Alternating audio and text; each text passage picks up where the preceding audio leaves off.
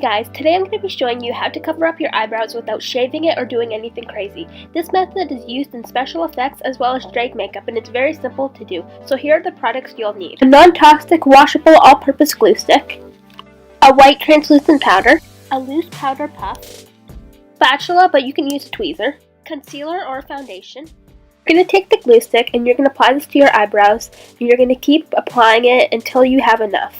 Make sure when using the glue that it's a glue stick and not liquid glue, as well as make sure that it's non-toxic, washable, and all-purpose. Once the glue has dried up, take some loose powder and apply it to your eyebrow area where you put the glue. I'm now going back in with the glue stick. Now you might have to repeat this a couple times, maybe 2 or 3 times, it depends on your eyebrows. So I'm just going to apply some glue stick and then I'm going to apply the powder again. You're now going to take a chunk of glue and apply this to your eyebrows in the spreading motion.